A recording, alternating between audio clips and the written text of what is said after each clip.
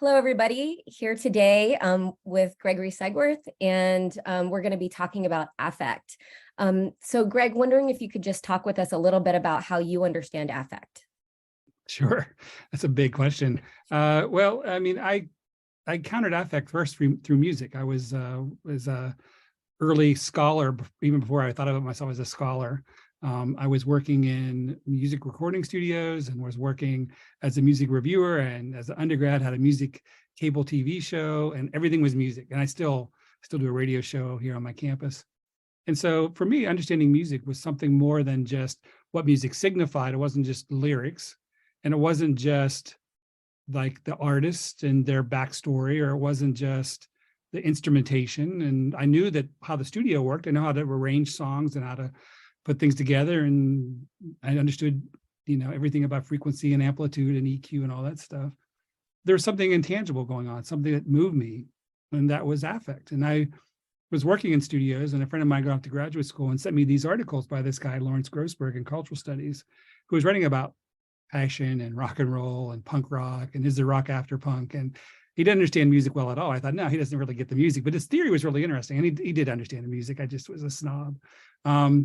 But it was a way to get at what music did, how it formed a kind of relationship between, for Lawrence Grossberg, is about fans and the music and the kind of affective formation that came out of that. And he had these terms I remember that really helpful to me. He thought about how each of us have a kind of map of meaning, what things mean to us, and kind of the ideology of what things are and what we believe.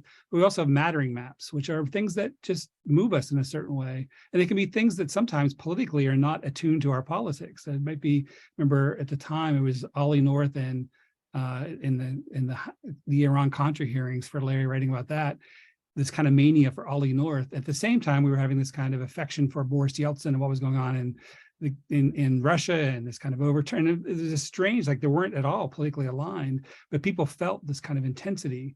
And for me, it was important for me to understand the way in which what mattered and what was intense was this thing called affect in a really basic way. And so I started there with music.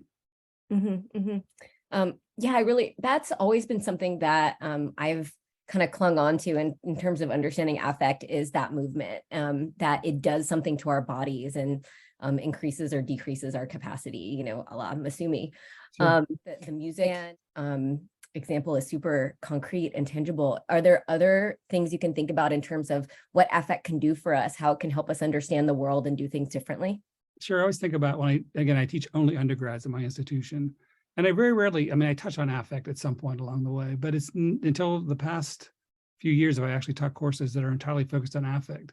And I begin with three things: music, memory, and babies. They're the three easiest ways to grab kind of how affect affects us in everyday life. And again, these are all kind of in some ways very human-centered. And I want to say that affect is much more than just the human. And again, I don't want to ignore the human. We can't ignore it, but I also think affect is pointing to something that's always more than or extra or something beyond a simple kind of human-centeredness. So if you think about memory, the example I always give is this idea of memory as being both voluntary, things we can recall, but also involuntary, things we can't call up until we enter into that space again, where we first, heard that our grandfather passed away, and we can remember where we were at that moment. But sometimes coming back to that space, if you go back to a space where you grew up and you look out the window, suddenly you remember things that aren't in you and they aren't in the space, but they're in the relationship between you and that space. So this idea of how memory points to the relationship of a body to a context, and a context in time, and how that context isn't just something we can be consciously aware of, but also we carry around non-consciously or unconsciously, and forms our ongoing relationship to all kinds of things. So a friend touches on the shoulder one day, and it's the way in which your mother touched you after a bad day at school, and suddenly you flash to this, like, why do I suddenly feel this kind of warmth or affection towards my friend? I like their hand on my shoulder, but there's something extra there. And so I like the way in which memory can draw us into attention to those things that are, again, not necessarily in a body itself, because I think it's a mistake to think affect is in a body. It's never just in a body. It's in the relationship of a body to a whole arrangement of things that which it encounters those. And think about even we got to music. There's this great cartoonist, Linda Berry, who has a book called Good Times Are Killing Me. And she looks at her own growing up and how her own memories are shaped by music. And she says, why is it hearing certain songs can bring back an entire context of your life, not just a memory, but bring back the entire context. So you hear a song, and suddenly you feel yourself back in your 15-year-old kind of body, thinking about other things. So music, but also babies, obviously, the way in which we encounter infants who are before language, we are swim in affect. And so the way in which babies communicate to us, the way in which they themselves relate to the world in terms of affective response is a great book I always recommend for people trying to understand affect, called Diary of a Baby by Daniel Stern. It's a fantastic book for parents trying to understand how the child's communicating affectively. And he has a more affectively directed book called The Interpersonal World of the Infant. If you really want to get at affect, that's a great book.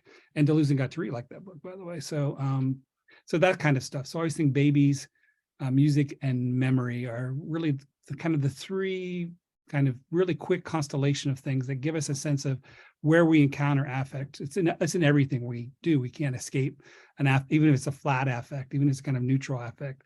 I've been raving about the show Somebody Somewhere, which is a show in which, it's one of those kind of really slow moving, barely anything happens kind of shows, but still even that affective flatness conveys over time this kind of accretion of intensities that really do add up to something. So that kind of thing.